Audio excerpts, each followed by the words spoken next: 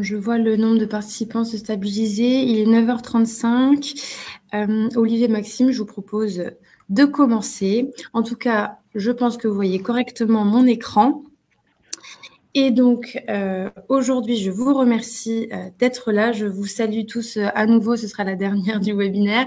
Merci d'être présent aujourd'hui et d'assister donc à notre webinaire J'expertise accompagné de notre partenaire PropTech Intent. Pour ma part, je me présente, je suis Léa Voileau et je suis responsable commerciale chez J'expertise.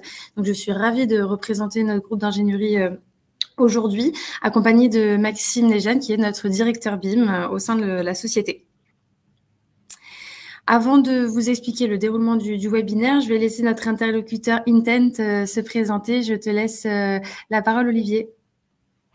Bonjour à tous, je suis donc Olivier Hameau, donc directeur marketing de Intent Technologies, et on va passer une petite heure ensemble justement pour vous présenter les complémentarités entre Intent et J'expertise.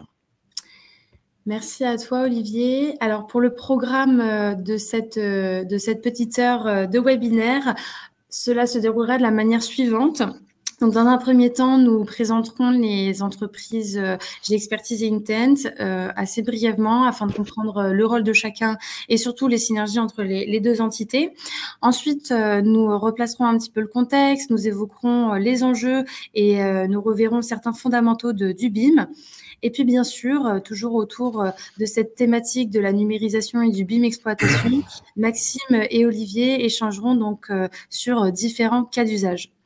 Bien sûr, n'hésitez pas à poser vos questions dans le chat qui se trouve donc en bas à droite de votre écran. Nous y répondrons avec grand plaisir. Au fur et à mesure du webinaire aussi, ça permet de pouvoir être un peu en interaction avec les différents participants. Donc, bien sûr, n'hésitez pas à poser vos questions. Sachez que, comme je vous disais en début de webinaire, ce dernier sera enregistré, il est en cours d'enregistrement et donc sera disponible juste après le webinaire et donc consultable, partageable également et sera disponible sur nos sites internet respectifs. Alors, avant de présenter nos sociétés, je souhaiterais réaliser un petit sondage sur, bien sûr, la thématique du BIM. Si vous regardez sur votre écran en bas à droite, vous avez un onglet « Sondage » et vous avez une question à laquelle je vous invite à répondre. Donc, n'hésitez pas. La question est la suivante. Comment est utilisé le BIM dans votre entreprise ? Parce que, bien sûr, il existe différents stades d'avancement au niveau du BIM pour chacun d'entre nous, que ce soit au niveau de la connaissance, que ce soit au niveau des a priori. Certains sont davantage sachants. Donc, on voudrait avoir votre avis et vos retours déjà en commençant par ce sondage. Donc, je vous invite à y répondre. Comment utiliser le BIM dans votre entreprise? Vous avez différents choix de réponse. La première, nous n'utilisons pas le BIM car nous ne savons pas ce que c'est ou nous ne savons pas l'utiliser. Une deuxième option qui est « nous n'utilisons pas le BIM car nous pensons que ça coûte trop cher ». La réponse numéro 3, nous souhaitons mettre en place une stratégie BIM. L'avant-dernière réponse, nous sommes en train de mettre en place une stratégie BIM, donc il y a déjà des projets en cours au sein de votre société. Et la dernière, nous utilisons le BIM et nous souhaitons aller plus loin. Donc là, il y a un stade d'avancement. Je vais me permettre de répondre aussi pour la société J'expertise. Si Olivier, alors c'est un petit peu particulier pour vous, mais si tu veux ajouter une petite réponse et peut-être qu'à la fin du webinaire, on pourra échanger sur ce sondage et aussi la place du BIM au sein d'Intent, même si j'imagine qu'elle est plus que centrale. Mais donc, voilà, je vous invite à répondre pendant cette petite minute avant de démarrer à ce sondage. Et encore une fois, n'hésitez pas à poser vos questions dans le fil si besoin.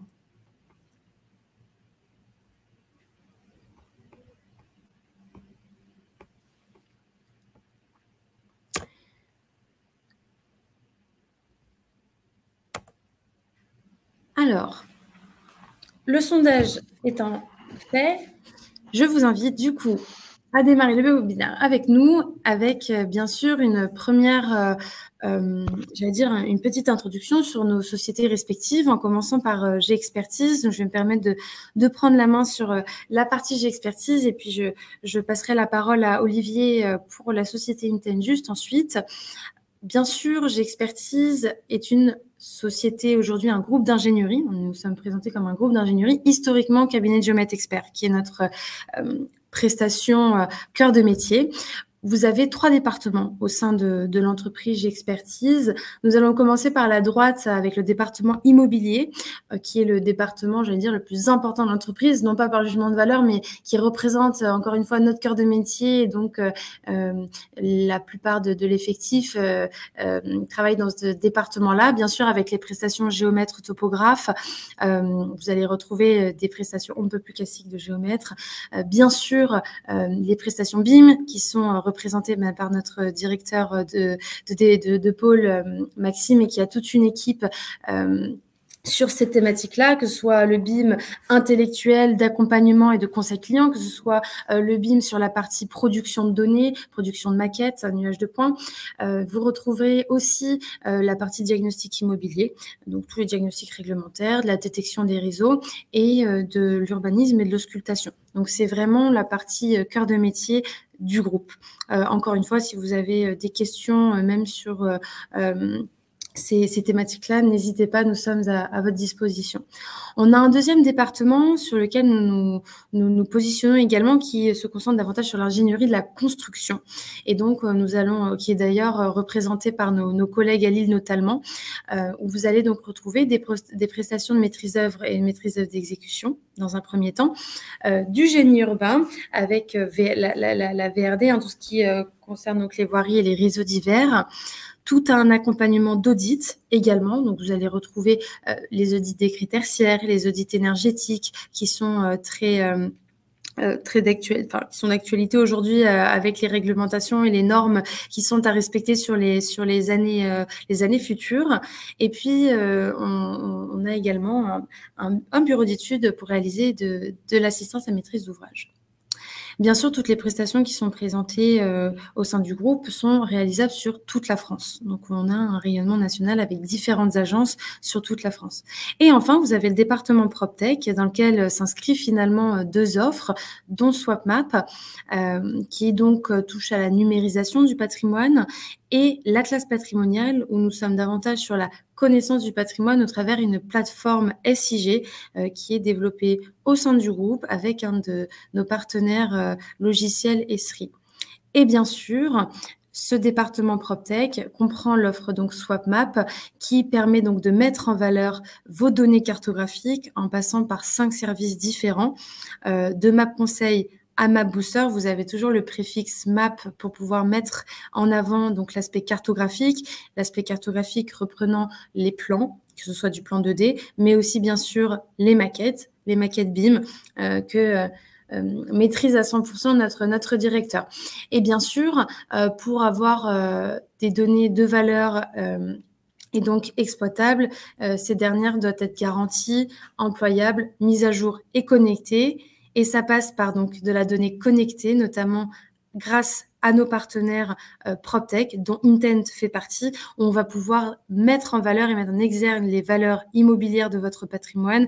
Et Olivier vous expliquera comment ça se passe sur leur plateforme, notamment pour exploiter de la donnée. Bien sûr, celle-ci doit être toujours fiable et mise à jour pour qu'elle soit exploitable à 100%. Une équipe dédiée au département PropTech avec notre directeur général Olivier Fournier. Bien sûr, Maxime qui est à nos côtés aujourd'hui, donc qui est le directeur du pôle BIM et avec toute une équipe avec lui. Et bien sûr, en tant que responsable commercial, je me dois de travailler avec l'ensemble des collaborateurs, mais surtout aussi de maîtriser ces sujets qui sont techniques et pour accompagner nos clients sur leur transformation numérique, sur leurs projets digitaux et notamment sur la partie énergétique qui reste un sujet fondamental depuis déjà plusieurs mois et qui le sera encore plus dans les mois à venir. je me tais et je vais laisser la parole à Olivier pour vous parler un petit peu d'Intent, donc notre partenaire PropTech qui fait partie de notre écosystème aujourd'hui. Merci beaucoup, Léa. Donc Intent, je vais vous le présenter de manière synthétique. Intent aujourd'hui, c'est une PropTech en effet qui a été créée en 2011 et on s'adresse en fait à tous les acteurs du bâtiment et de la ville qui veulent développer la valeur d'usage et l'attractivité de leurs actifs et équipements. C'est-à-dire, en fait, on déploie une plateforme de services numériques qui est capable de faire interagir l'essentiel de vos services grâce à un écosystème de fournisseurs de services connectés. On est aujourd'hui une petite trentaine de collaborateurs répartis entre Lille et Toulouse. Moi, je suis lillois. Et on adresse actuellement 3 marchés. L'habitat social, qui est en effet le marché où est né il y a 11 ans Intent, l'immobilier tertiaire et les collectivités et territoires. On s'appuie sur un actionnariat solide composé de Nexity, la Banque des territoires via la Caisse des dépôts et évidemment aussi les 2 fondateurs de l'entreprise. Léa? Merci. Notre offre, donc 100% en SaaS, est composée de 4 services. 4 services en effet qui sont indissociables. Notre solution globale aujourd'hui qui est présentée et qui est vendue en effet comprend ces 4 services. Ces 4 services sont très simples. Le premier, le plus visible, c'est Intent Platform qui représente la partie visible aujourd'hui des interfaces. C'est ce qui sera utilisé par les utilisateurs, soit sur la version web, soit sur la version mobile, Android ou iOS. Et donc c'est là où vous allez pouvoir voir l'ensemble de vos données sous différentes interfaces, graphiques, reporting, analyse, etc. Le deuxième service qui est indissociable, c'est ce que je dis en introduction, c'est Intent Ready. Intent Ready, c'est l'ensemble de nos fournisseurs de services qui sont connectés via une API à la plateforme. La plateforme retranscrit des données qui viennent et qui sont produites par l'ensemble de votre écosystème de services, donc de vos fournisseurs. Intent Ready, c'est 180 partenaires aujourd'hui qui sont connectés et qui permettent d'alimenter en données la plateforme. 180 fournisseurs de services, on verra après lesquels, ça représente quasiment tous les gros acteurs majeurs aujourd'hui français qui interviennent sur vos bâtiments ou sur vos territoires. Intent Data, c'est un service qui est un peu plus masqué. Intent Data permet d'avoir aucune rupture dans vos données. C'est-à-dire, aujourd'hui, quand vous avez un marché, par exemple, autour de l'ascenseur, pendant quelques années, ce sera un ascensoriste qui va gérer la maintenance de l'ascenseur. À un moment donné, le marché fait que vous allez changer de mainteneur, d'ascensoriste, parce que c'est la loi du marché. Pour ne pas perdre vos données, même si en effet votre ascensoriste va se déconnecter, Intent Data va pouvoir en effet gérer le cycle quelque part de fournisseurs de services et conserver pendant toute la durée du contrat toutes les données dans notre plateforme, quel que soit le mainteneur qui est derrière. Et ça sur tous vos services et tous vos contrats. Itanicare, qui est en effet le dernier service, qui est plutôt pour justement vous accompagner sur l'ensemble de votre projet. Un projet plateforme, souvent, c'est un projet de transformation digitale de votre activité. Donc, il faut vous accompagner sur différents sujets d'accompagnement autour, en effet, de la simplification de certains métiers ou, en effet, autour de l'accompagnement des formations. Donc, Itanicare reprend tous les services, en effet, d'accompagnement global pour vous servir une solution digitale complète et surtout livrée de manière opérationnelle. Léa? Je vous l'ai dit, on est né il y a 11 ans donc du marché de l'habitat social parce que c'est en effet le premier secteur qui avait besoin d'avoir une visibilité immédiate de toutes ces données. Donc aujourd'hui, on est majeur sur ce marché. Ça représente aujourd'hui 1,5 million quand même de logements connectés avec des gros acteurs comme par exemple 3F, SIDS Habitat ou Villogia qui était en effet qui rentrait dans l'écosystème cette année. Sur la partie mobilier tertiaire, ça fait à peu près 4 ans que nous sommes sur ce marché. Nous avons aujourd'hui des grandes vitrines comme Groupama Immobilier ou La Poste Immobilier. Et l'ensemble de ces acteurs représentent déjà 9 millions de mètres carrés. Et le dernier aujourd'hui marché qu'on adresse, qui est aujourd'hui moins représenté, parce que c'est un marché qui prend un peu plus de temps aujourd'hui à pénétrer tout simplement, c'est tout ce qui est collectivité et territoire, avec surtout des villes et métropoles comme clients, mais aussi, c'est une sorte de diversification aussi pour nous, une régie de production d'eau potable où la plateforme permet justement de piloter toute la partie production de cette eau potable. Léa? Merci Olivier, je me permets juste de rebondir sur cette slide. Effectivement, on voit ces clients qui sont finalement très communs à ce G-Expertise, hein, que ce soit sur nos différentes prestations. Ces gestionnaires de patrimoine qui ont cette importance de la donnée immobilière, de gérer leur patrimoine et d'avoir justement cette vision macro sur l'ensemble de leur parc immobilier, surtout que bon, ce sont des très beaux et très gros clients avec de nombreux mètres carrés, si je puis dire, donc on parle toujours en mètres carrés, donc qui ont aussi un rayonnement national, si ce n'est international pour certains. Donc voilà, avec une importance sur la qualité de la donnée et la centralisation de celle-ci. Donc on travaille sur ce même axe avec l'ensemble de ces clients gestionnaires et de patrimoine et qui ont cette importance sur la qualité des données de leur parc immobilier.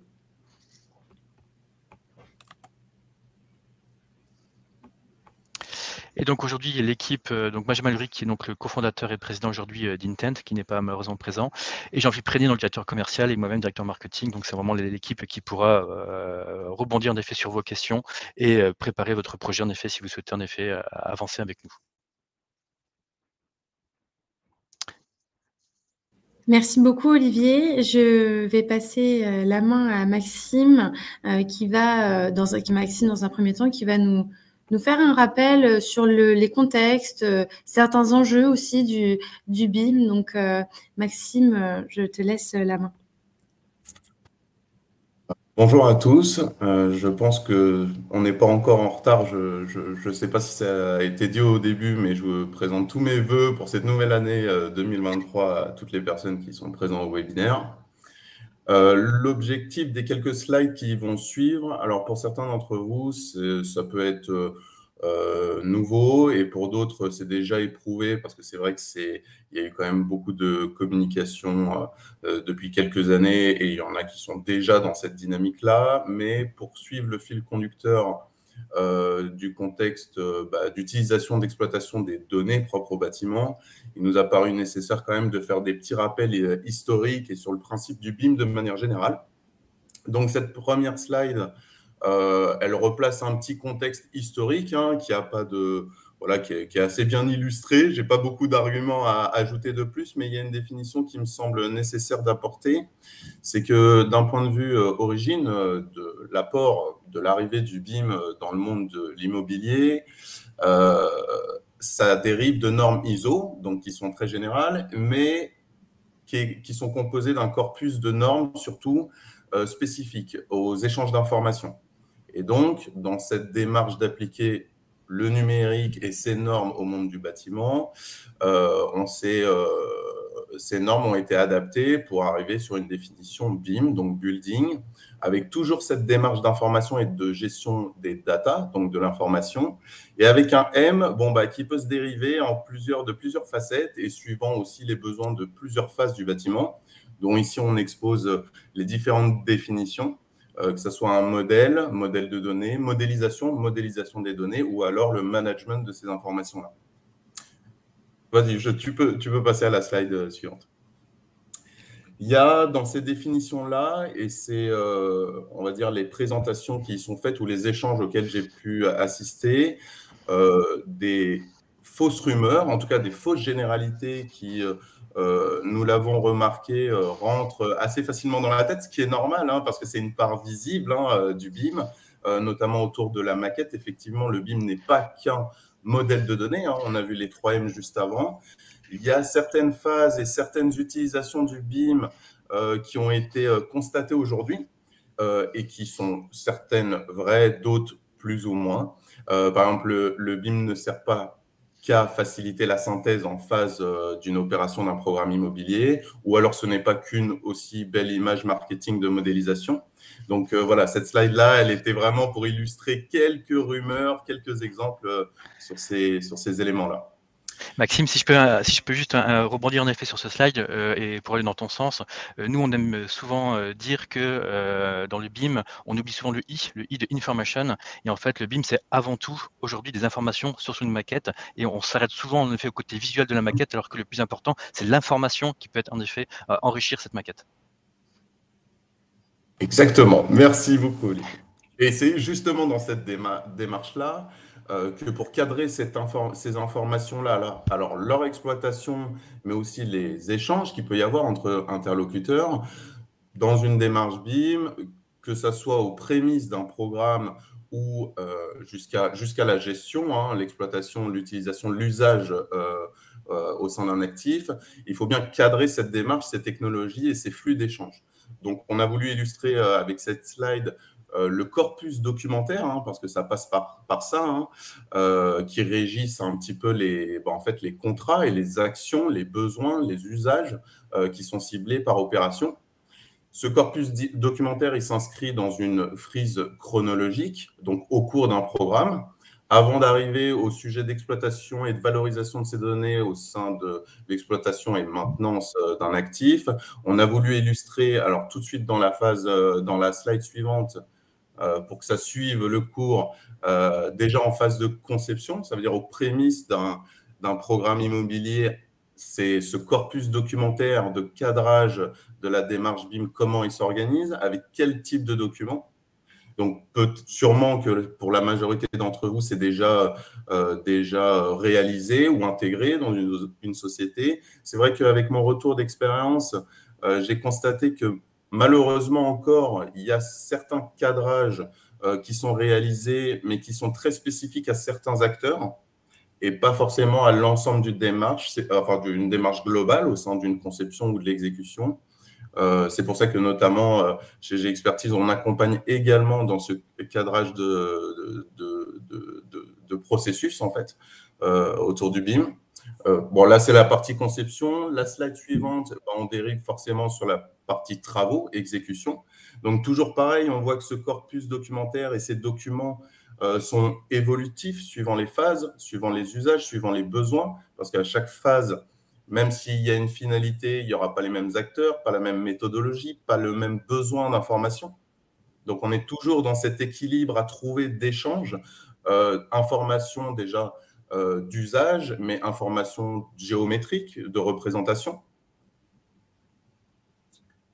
jusqu'à la livraison, évidemment. Et là, on arrive sur la dernière phase, qui est donc la livraison, exploitation, maintenance, où là, je vais laisser mon ami Olivier intervenir pour exposer son apport dans ces phases-là.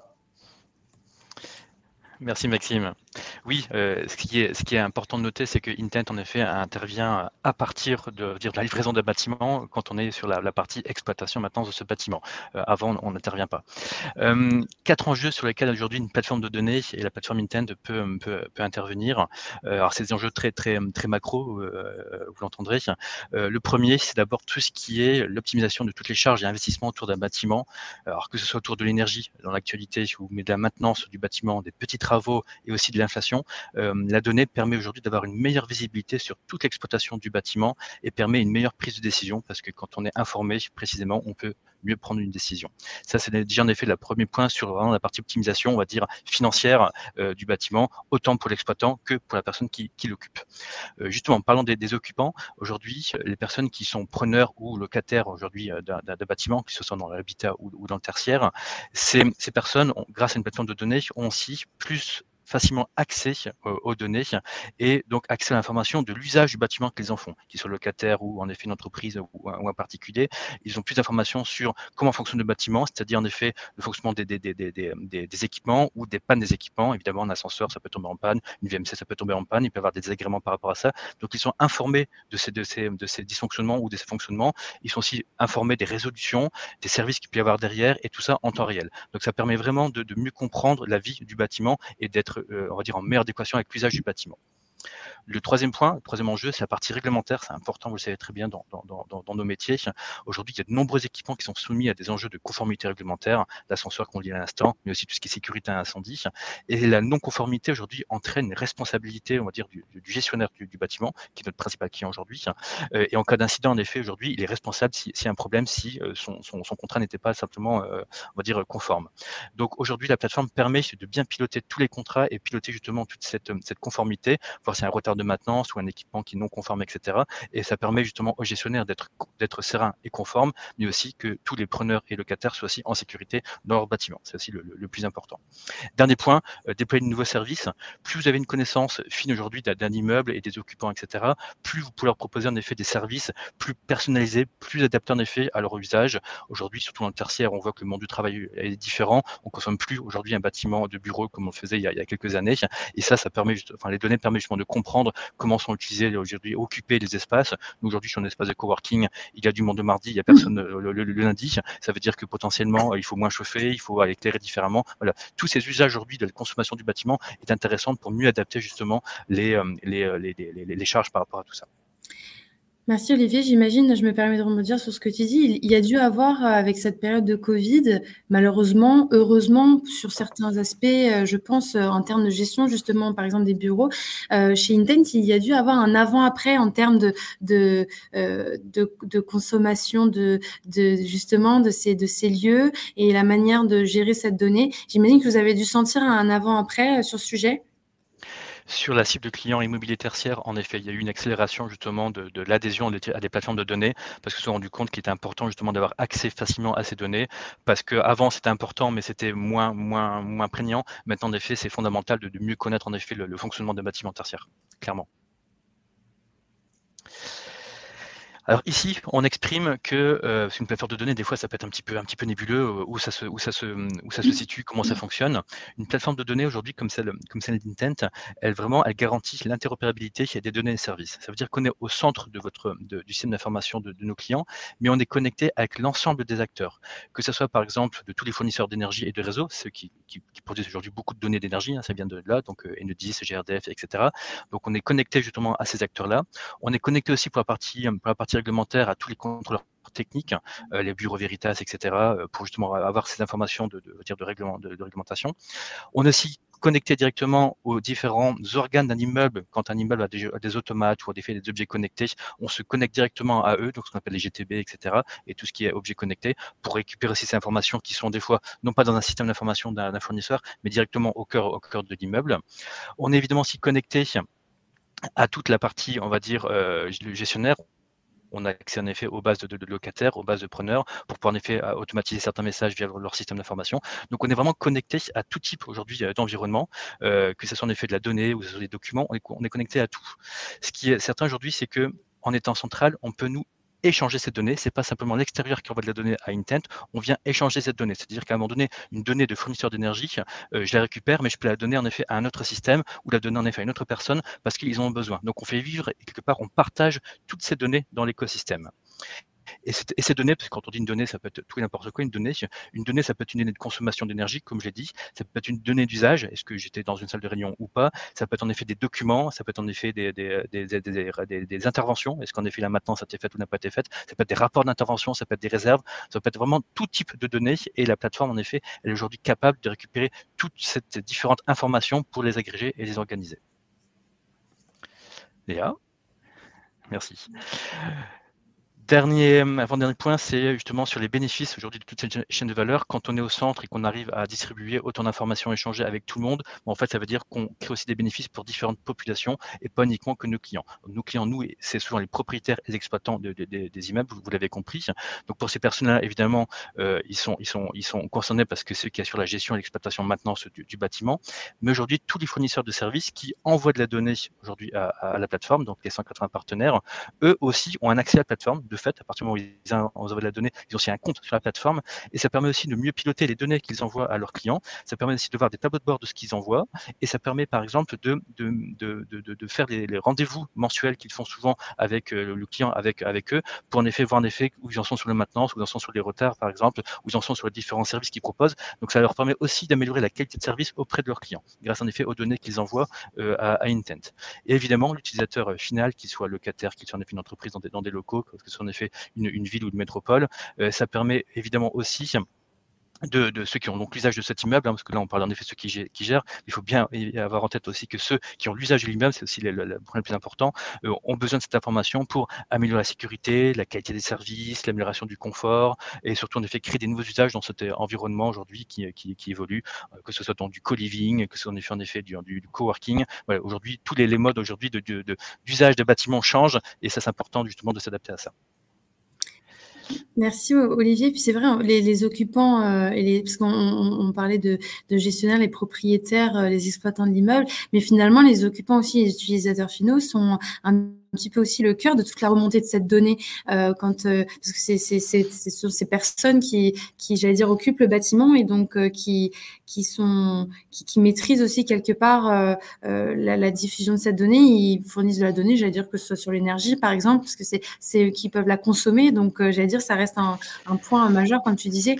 Oui, et c'est surtout eux qui payent aujourd'hui un loyer, aujourd'hui, on va dire, aux propriétaires ou aux gestionnaires. Et s'ils se rendent compte que la lumière reste allumée la nuit, qu'en effet le chauffage est trop chaud, etc., ils vont se dire, bah voilà, je paye aujourd'hui trop de charges, alors qu'en effet, si le bâtiment était mieux géré, je paierais moins de charges. Donc aujourd'hui, tout le monde fait attention aux charges, surtout dans les entreprises ou en effet dans les habitants. Donc mieux le bâtiment est géré, moins vous payez de charges. Ça passe également par ça aussi, la satisfaction, c'est clair. En tout cas, merci Olivier. Maxime, n'hésite pas si tu souhaitais compléter les dires d'Olivier. Sinon, on peut effectivement passer à certains cas d'usage qui va finalement refléter la bonne numérisation et la bonne exploitation d'un actif, puisque on l'aura compris, G-Expertise et Intens sont très complémentaires sur ces aspects-là. J'allais dire complémentaires en termes de phase de cycle de vie du bâtiment, puisque en tant que producteur de données et également sur, j'allais dire, toutes les phases du cycle de vie du bâtiment dont parlait d'ailleurs Maxime tout à l'heure, jusqu'à la gestion, exploitation, maintenance, nous sommes capables de produire la donnée, accompagner nos clients, que ce soit en phase de conception, de construction. Donc, cette complémentarité en termes d'étapes de la vie d'un bâtiment, mais aussi en termes de traitement de données, puisque si je me trompe pas, d'ailleurs, je veux pas trop en dire plus, mais voilà, Maxime va arriver jusqu'ici. On va être présent en tant que producteur de données et de bien préparer le terrain pour Intens. Maxime, je te laisse la main, sinon je vais tout dire à ta place, ça va pas aller. Ah ouais, mais t'es super bien parti là, c'était clair, c'était limpide, donc c'était très bien. Effectivement, dans le cadre de producteurs et surtout, enfin, on acquit la donnée. Notre rôle, c'est de l'acquérir sur place, donc suivant les moyens et les données d'entrée. Donc, pour cibler l'exploitation de données livrées, notamment, et d'usage en phase d'exploitation et maintenance qui ont été présentées juste avant par Olivier et qui vont être également suivre cet usage présenté dans le cadre de plusieurs utilisations spécifiques. On a voulu cibler le cas d'un bâtiment existant parce qu'effectivement, dans les phases que je vous ai présentées juste avant, on pouvait partir dans le cadre d'une opération neuve ou d'une réhabilitation avec des besoins spécifiques, voire techniques, mais vraiment à une échelle de conception et construction. Je ne suis pas rentré, moi, sur la partie phase gestion de cette donnée-là, et c'est le but de cette dernière partie. Et c'est pour ça que dans le cas d'un bâtiment existant, il y a 3 scénarios envisageables, en tout cas dans le cadre de ce qu'on peut proposer aujourd'hui, avec des données d'entrée qui soit n'existent pas, soit des données partielles, soit voir un dossier complet, donc un dossier vraiment DOE, avec toutes les pièces visées par la maîtrise d'œuvre, etc., sur lesquelles on peut intervenir, suivant ces 3 scénarios. Et le but de cette slide-là, c'était de montrer un petit peu le workflow qui est réalisé pour arriver justement à cette restitution de données numériques qui est majoritairement, vous l'avez compris, tournée autour d'une représentation d'une maquette, en fait, globale, mais intégrant des données d'usage ou ciblées suivant les besoins. Dans la slide juste suivante, pour illustrer un type de scénario des processus ciblés avant, donc là, c'est le cas où on n'a aucune information, il n'y a pas de DOE, que ça soit complet ou partiel. Donc, comment on procède? On est obligé d'engager une première étape qui est donc d'aller sur site, de faire un relevé avec plusieurs moyens et technologies différentes, suivant le niveau de détail qui est attendu, suivant les contraintes de site. Donc, c'est vraiment cette première étape d'acquisition et de terrain, comme on dit. Sur la deuxième étape, forcément, c'est une analyse, un traitement de cette information qui est acquise, enfin de l'ensemble d'informations d'ailleurs qui est acquise, parce qu'il peut y en avoir un petit paquet, avec un traitement de ces technologies que nous allons utiliser. Donc là, pour illustrer le propos, c'est vraiment un nuage de points. Donc c'est des relevés par scanner 3D. Ça s'illustre par un ensemble de points qui doivent être traités chez nous ensuite pour pouvoir l'exploiter et donc la modéliser. la modéliser suivant le besoin de sortie, hein, donc c'est des plans, mais en l'occurrence là, c'est des maquettes.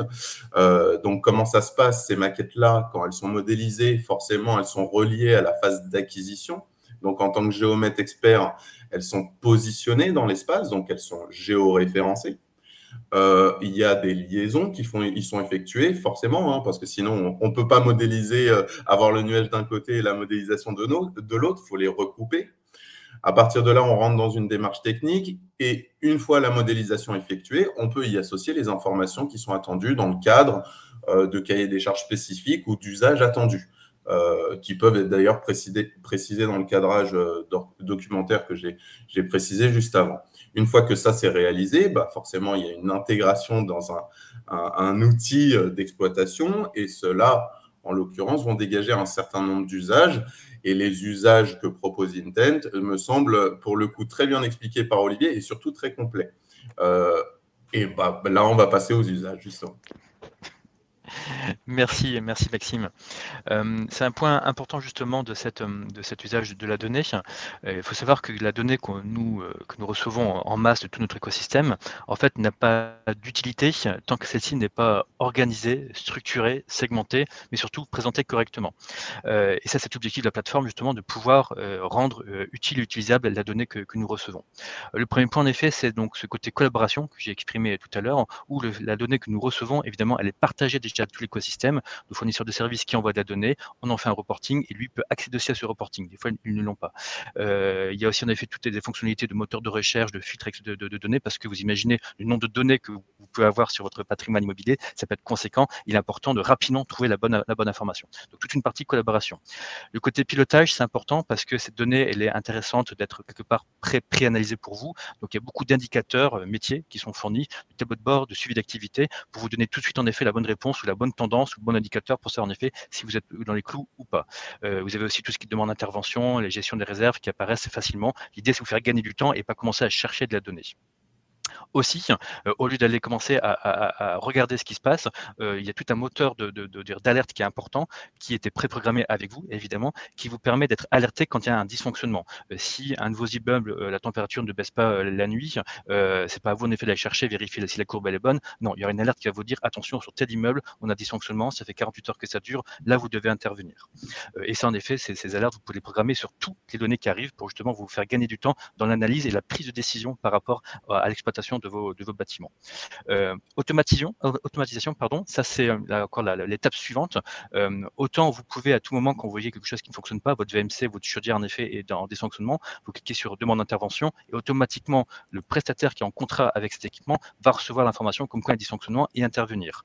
On se dit que sur certaines alertes, il n'est plus la peine d'avoir en effet une action manuelle, mais on sait très bien que si la chaudière n'est pas descendue en température depuis 48 heures, automatiquement ça peut envoyer une demande d'intervention directement à l'opérateur qui est derrière, parce qu'on sait que c'est normal, c'est pas la peine de qualifier humainement, ça peut partir automatiquement directement au fournisseur pour qu'il intervienne au plus vite. Ça fonctionne déjà depuis longtemps sur les ascenseurs parce qu'il y a une rapidité d'exécution importante, mais ça peut être fait aussi sur n'importe quel équipement. Et la partie comparaison, c'est important quand vous pilotez on va dire un parc d'actifs ou un parc d'immeubles, de voir en effet si votre immeuble aujourd'hui a une telle consommation, ok, ça a l'air d'être bien, mais si je compare à l'immeuble qui est à l'autre côté de la ville, qui est à peu près de la même structure, lui il consomme beaucoup moins. Pourquoi il consomme beaucoup moins? Peut-être justement dans cette comparaison, vous pouvez apprendre et justement travailler sur l'immeuble qui consomme plus pour justement vous rendre compte de ce que vous pouvez prendre comme décision. Donc la comparaison permet justement d'optimiser encore l'énergie ou la maintenance de vos différents équipements. Donc voilà, ça c'est les grandes fonctionnalités d'une plateforme qui permet de vous faire gagner du temps dans cette exploitation. Là, si on rentre dans des cas d'usage un peu plus précis, le premier cas d'usage, c'est justement les données de référentiel par bâtiment. Avant d'avoir des données de consommation d'énergie, etc., ce qu'il faut dans la plateforme, c'est d'avoir votre socle de données de bâtiment. Et ce socle, vous l'avez au format 1D, 2D ou 3D. Je m'explique. Format 1D, c'est ce que vous voyez à gauche sur le mobile. C'est qu'évidemment, votre bâtiment, vous pouvez l'avoir en effet, il y a 2 étages, il y a autant de logements, autant de personnes, etc. C'est les données qui sont à plat. Et c'est important d'avoir ces données à plat parce que dans un moteur de recherche, dans un filtre, il faut avoir ces données à plat, ce qu'on appelle le 1D. Le 2D, c'est qu'à un moment donné, vous pouvez aussi avoir des plans, on va dire, de votre immeuble en 2D pour vous rendre compte, en effet, il est situé comme ça, il se passe comme ça. Et évidemment, la partie 3D qui vient en effet s'ajouter et qui est une forme différente de visualiser la donnée via la maquette BIM, via une business BIM que nous avons dans la plateforme, permet en effet de voir votre bâtiment en 3D et de pouvoir naviguer dedans et vous rendre compte en effet que oui, l'ascenseur est situé là, les VMC sont dans cette partie-là, etc. De vous rendre compte différemment aujourd'hui comment est structuré votre bâtiment, parce que quand vous êtes gestionnaire d'un parc, vous n'avez pas toujours en effet connaissance de tout votre patrimoine, parce qu'en effet votre patrimoine est conséquent. Évidemment, toute la construction de ces référentiels, c'est important, 1D, 2D, 3D, et c'est là où J'expertise justement intervient pour vous aider à construire ces référentiels, parce que nous, on démarre de ces référentiels pour après apporter les données d'exploitation, on verra ça après, mais il faut bien en effet que cette base soit aujourd'hui propre et carrée, et ça c'est tout le travail en effet que fait J'expertise. Léa? Donc justement, une fois que vous avez ce référentiel qui est complètement établi, on vient rajouter donc toute la couche équipement. Équipement, donc c'est tous vos appareils dans vos immeubles qui sont capables aujourd'hui de produire de la donnée ou d'avoir de la donnée et qui est intéressant d'avoir dans la plateforme pour les monitorer. Donc, c'est la supervision des équipements, la télésurveillance de tout ça, etc., les objets connectés, ou évidemment, si toutes les interventions. L'entreprise, en effet, qui vient faire le ménage dans le d'accueil de l'immeuble, c'est pas un objet connecté, c'est pas un équipement. Par contre, la société, elle va dire, je suis arrivé à tel jour, j'ai nettoyé, tiens, j'ai vu qu'aujourd'hui c'était différent, il y a quelque chose de cassé, je vais le remplacer. Toutes ces interventions, en effet, sont enregistrées et c'est important que ça remonte de la plateforme parce que vous voyez que, oui, le bâtiment était entretenu, qu'il a été nettoyé et que par la qualité de service est assurée auprès de vos locataires. Donc, tout ça, en effet, le suivi que par du fonctionnement de l'immeuble, vous l'avez en temps réel dans la plateforme de données. Léa, merci. Sur la partie justement donc maquette BIM, c'est pas le métier d'origine d'Intent, vous l'avez compris en effet de faire des maquettes BIM. Hein, donc là, déjà on fait pas de maquette, mais même la partie visionnage BIM, c'est aujourd'hui c'est des partenaires qui le font. Donc on travaille avec différents partenaires aujourd'hui qui sont complètement interfacés avec la plateforme Intent. Donc en fonction d'aujourd'hui de la personne ou l'entreprise qui a réalisé vos maquettes et aujourd'hui qui instruit ces maquettes-là, en effet, on vient se connecter dessus et on vient en effet vous montrer l'affichage de ces maquettes. Évidemment, ce qui est important, c'est que ces maquettes soient complètement interconnectées avec nos données. Si je vous ai dit tout à l'heure, il y avait une alerte en effet qui générait parce qu'une VMC a baissé en pression ou votre chauffage en effet baisse pas en température, automatiquement cette alerte qui sera visuelle dans la plateforme sera aussi visuelle dans le bâtiment. Ça permettra de voir sur des grands bâtiments où se situe vraiment la VMC qui est incriminée parce que vous en tant que gestionnaire vous avez besoin de savoir où c'est, mais la personne qui va aussi intervenir, votre prestataire qui va intervenir pour réparer cette VMC a besoin de savoir, ok, il y a 14 VMC dans le bâtiment, laquelle en effet vraiment est en défaut et ça permet de visualiser et la retrouver plus facilement pour son intervention. Donc plus efficace. Donc c'est là où vraiment la donnée vient vraiment complètement être échangée dans l'écosystème. Maxime, ton micro, Maxime. Ouais, ton micro il est coupé. Là c'est bon, Yes. Ouais, bon, non, c'est très rapide, mais c'était juste parce que l'illustration, elle témoigne, elle est assez parlante. C'était pour faire le parallèle avec les scénarios que j'ai ciblés juste avant, par exemple dans ce cadre-là. Ça serait le cas d'un scénario avec peut-être une documentation existante dans lequel on procède à cette représentation et surtout à l'accrochage aussi des informations qu'on peut récupérer. Là, en l'occurrence, une BMC. Et dans ce cadre-là, on établit ce jumeau numérique pour des exploitations d'usage. Voilà, pour recouper avec ce que tu as présenté, Olivier. Tout à fait, Maxime. Merci. Merci. Et je me permets juste pour rendre un petit peu plus dynamique les échanges aussi avec l'audience. Nous avons une question d'Alexandre Bailly. Bonjour Alexandre, merci pour votre question. Alexandre nous demande avec quel partenaire nous travaillons sur la visualisation des maquettes, que ce soit, j'allais dire, Intent ou J'expertise. Olivier, peut-être souhaites-tu répondre en premier ? Oui, alors pour la production des maquettes, évidemment, c'est J'expertise notre partenaire principal pour cette mission. Sur la partie visualisation, donc vraiment en effet l'outil de visualisation qui est aujourd'hui incorporé à la plateforme Intent, on travaille aujourd'hui avec deux partenaires qui sont bimdata.io et Sophia. Voilà, et qui sont d'ailleurs aussi, notamment BIMdata est un partenaire PropTech J'expertise. Et d'ailleurs, si je ne dis pas de bêtises, ça a été le premier ou le deuxième de notre écosystème aujourd'hui de 25 partenaires très qualifiés. Donc BIMdata, effectivement, on a tout de suite vu les synergies pour pouvoir exploiter la donnée que nous produisons, notamment sur cet aspect. Je me permets de passer à la slide suivante, Olivier. Vas-y Léa.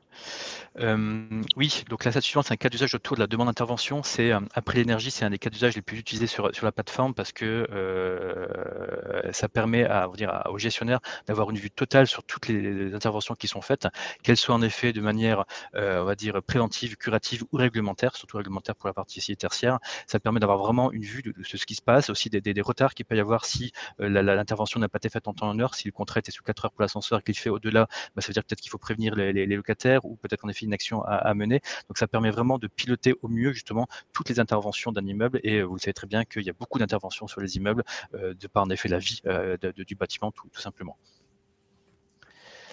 Léa, tu peux aller sur la suivante. Sur la partie donc contrat et niveau de service, évidemment, on a tout un moteur de reporting et d'indicateurs qui est important, qui est vraiment lié à votre métier, que ce soit en habitat social ou en tertiaire ou sur les collectivités, ce ne sont pas les mêmes indicateurs.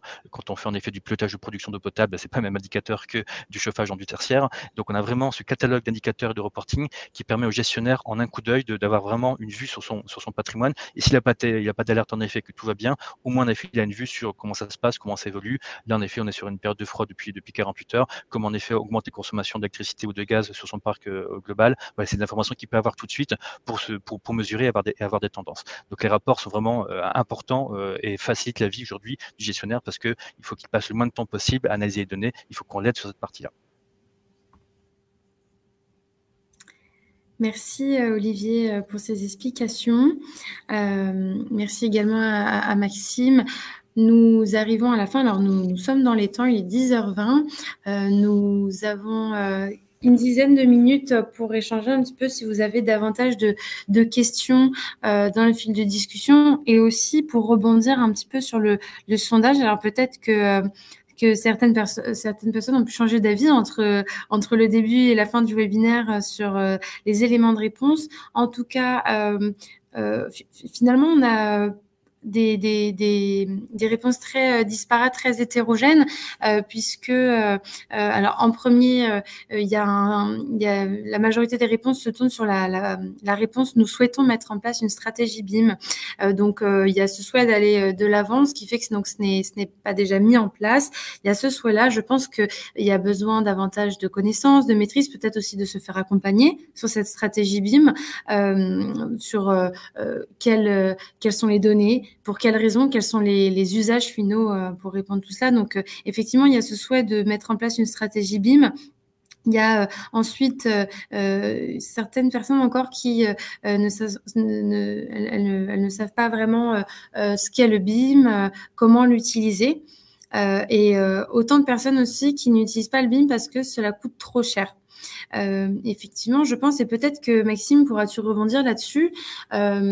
Effectivement, le BIM, c'est que ce soit en conception, sur la partie construction, même en gestion exploitation maintenance, il y a un certain coût de départ, si je puis dire.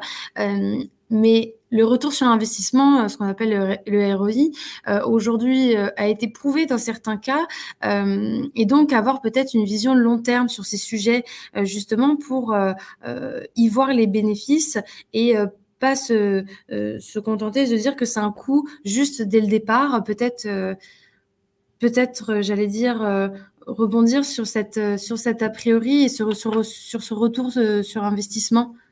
En fait, c'est vrai que ça génère un investissement. Mais la première démarche, déjà, c'est de bien être... alors déjà, il faut être accompagné, mais surtout, il faut cibler ses usages. Comme on a vu, c'est l'exploitation de données, l'exploitation d'informations et de data. Fausse rumeur présentée au début de la présentation, le BIM est une maquette. Ce n'est pas vrai. Donc, en fait, suivant l'usage, le besoin, la phase,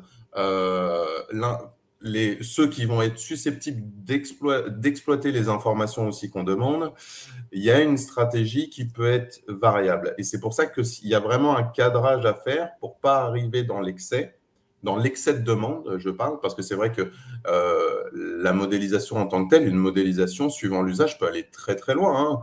Je vous donne un exemple qui correspond aux fausses rumeurs, entre guillemets. Par exemple, une image, que ce soit une image dans le but de faire du marketing.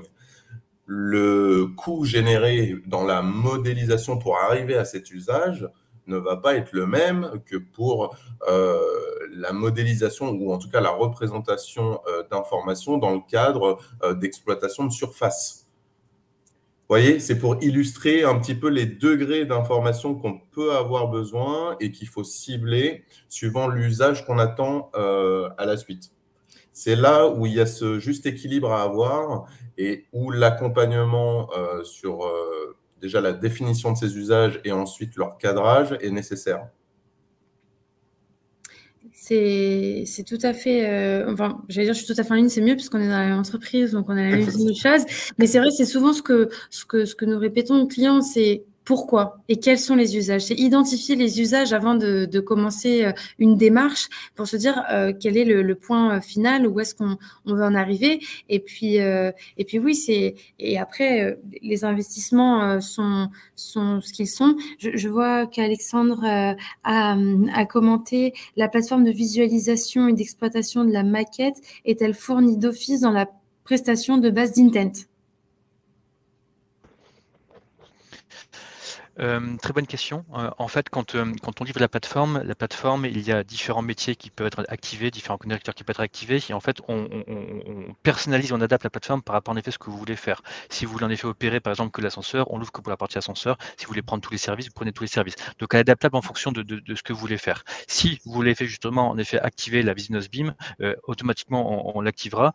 Dans le mode de rémunération ou de tarification, si c'est votre question indirecte, en fait, c'est en fonction du nombre de services et de données qui sont en effet activés que la tarification se fait sur la plateforme Intent. Plus on a de données, en effet, plus la tarification est élevée parce que c'est ça aujourd'hui qui coûte cher, en effet, à instruire dans la plateforme. Donc, oui, même si vous prenez que l'ascenseur, en effet, on peut tout de suite mettre la maquette BIM, il n'y a pas de problème. Merci Olivier pour ta réponse. J'espère que celle-ci répondra à la question d'Alexandre. Donc effectivement, voilà, on est aujourd'hui, le BIM, on en parle depuis des années, mais je pense qu'il y a un réel tournant parce qu'entre en parler et connaître le BIM, savoir ce que c'est, comment l'utiliser et quels sont les usages, encore une fois, comme disait Maxime, les usages finaux pour y trouver son compte. C'est clair que je pense, et peut-être certains clients l'ont fait, c'est de souhaiter modéliser tout le patrimoine immobilier en BIM, mais sans savoir vraiment pourquoi. Et finalement, aujourd'hui, on se rend compte que le fait d'avoir tout modélisé, déjà, c'est un coût de maintenance dans un premier temps. Et puis, c'est pourquoi. Encore une fois, c'est de se poser la question, pourquoi modéliser? Pourquoi le BIM? Qu'est-ce que je vais en faire? Quels sont les usages finaux? Et quel est le degré aussi de détail, comme disait Maxime, faire une image, et j'allais dire même, il y a des applications aujourd'hui qui permettent de faire des images 3D, des belles images 3D, et à tort, on dit, ce sont des maquettes BIM, simplement parce qu'en fait, on voit le bâtiment en 3D, mais c'est tout simplement du PDF dans un logiciel qui a tourné et qui donne une maquette 3D. Donc ça n'a pas les mêmes rôles et ça n'a pas les mêmes certes les mêmes coûts, mais pas la même puissance aussi de données et d'exploitation dans le bâtiment. Donc il faut encore une fois connaître les usages de chacun pour pouvoir tracer la stratégie et avoir la bonne trajectoire. Maxime, Olivier, est-ce que vous souhaitez conclure sur un élément? Alors, je crois que nous avons encore une question qui va arriver, mais est-ce que... Ouais, on a une petite question de la part de Laurent. Bonjour et merci Laurent pour votre question. Quel lien peut-on avoir avec un logiciel tel que SketchUp? Peut-être... Ouais, vas-y Olivier. Maxime, est-ce que tu es plus à l'aise pour oui. réponse? J'allais dire. Je ne sais pas s'il y a une autre question. En fait, SketchUp, c'est un logiciel de production graphique, donc avec lequel on peut établir des plans et des modélisations, de la volumétrie notamment. Par contre, SketchUp est compatible avec un format ouvert et standardisé en fait dans le BIM qui s'appelle l'IFC. Donc, à partir du moment que ce logiciel métier permet de générer plusieurs types de formats et notamment ce fichier ouvert et standardisé, il peut être exploité dans le cadre de l'utilisation de la plateforme Intent, par exemple, pour intégrer la représentation graphique ou la maquette en question, peut-être qui est ciblée. Merci Maxime. Il y a une dernière question sur des notions de coût pour la modélisation d'un patrimoine existant. Alors, c'est toujours la fameuse question. J'allais dire, Maxime, je te laisse répondre dans un premier temps et puis éventuellement, je rebondis. Alors, c'est très très large, hein, parce que patrimoine Ouais. existant, la France a un patrimoine existant. Non, mais ça dépend de la quantité du parc, ça dépend des types d'actifs. Ensuite, il y a des fourchettes, de toute façon, de prix qui sont appliquées, mais ça dépend de plusieurs facteurs. C'est pour ça qu'il y a une sorte d'audit initial pour savoir ce dont on a besoin, ce qu'il faut numériser. Par exemple, les types d'accès. Enfin, bon, je peux vous donner plein d'exemples dans ce sens. Je m'engagerai pas dans ce webinaire en vous annonçant des coûts, mais la première chose à faire dans le cadre de cette stratégie-là, c'est l'accompagnement et la consultation afin de pouvoir notamment réaliser cet audit et confirmer la numérisation en question. Et vous remarquerez que je parle de numérisation, pas forcément de modélisation globale, hein. Ça dépend, encore une fois, de l'usage, de l'attente, des données d'entrée, des données de sortie. Ouais, c'est ça. J'allais rebondir, Maxime. Effectivement, j'allais dire, malheureusement, on n'a pas de prix sur étagère à donner parce que, en fait, ces fourchettes de prix seraient un petit peu faussées puisqu'elles dépendent de nombreux critères, hein. Maxime l'a dit, les typologies de bâtiments, les données d'entrée qu'on a, bien sûr. Est-ce qu'on part de rien? Est-ce qu'on vient faire du relevé scanner? Est-ce qu'on part de plan papier? On parle de PDF? Est-ce que après on souhaite une maquette BIM avec des loads, j'allais dire faibles, légers? Est-ce qu'on veut un load plus complet? Est-ce qu'on va modéliser jusqu'à la poignée de porte? Est-ce qu'on vient modéliser simplement, j'allais dire, l'architecture structure? Voilà, donc il y a tous ces éléments, que ce soit d'ailleurs modélisation, numérisation, qui viennent rentrer en jeu et qui viennent impacter les coûts. Mais de toute façon, Jean-Christophe, ça pourrait être avec grand plaisir que on pourra en parler, j'allais dire, un petit peu plus précisément lors d'un rendez-vous avec même Maxime. On pourra échanger sur, j'allais dire, votre cas, dans le sens où connaître davantage votre patrimoine, vos objectifs et votre souhait. Mais ce point est important, je vais rebondir sur ce que disait Léa. Aujourd'hui, dans la numérisation d'un patrimoine, comme je disais tout à l'heure, en fait, on a du 1D, du 2D et du 3D. Il faut en effet bien voir en effet si c'est le 1D, 2D ou 3D qui vous correspond. Et si vous allez jusqu'à la 3D, en effet, donc la modélisation comme d'une maquette BIM, si c'est pour faire de l'exploitation, c'est ce qu'aujourd'hui fait Intent, la maquette BIM, elle est beaucoup plus simple qu'aujourd'hui une maquette de construction. Parce qu'en effet, on ne va pas jusqu'au poignet de porte, on ne va pas jusqu'à ces éléments-là, on ne va pas jusqu'aux matériaux, parce qu'en fait, on n'en a pas toujours besoin, mais c'est vraiment en effet quels sont les équipements du bâtiment, comment il l'a agencé, comment il est structuré. Donc, c'est des maquettes qui sont beaucoup plus légères que des maquettes de construction. Nous, quand aujourd'hui, on a une maquette qui souvent vient d'un bâtiment neuf et qui a été en effet faite pour la construction, on vient la simplifier, la synthétiser pour qu'elle soit vraiment beaucoup plus souple, beaucoup plus adaptée à la gestion et du BIM-GEM, tout simplement. Donc, si vous voulez vraiment faire une modélisation que pour ça, ça sera en effet plus simple qu'une maquette initiale construction, qui sont souvent des fois un peu costaud quand même. Un peu costaud, c'est ça.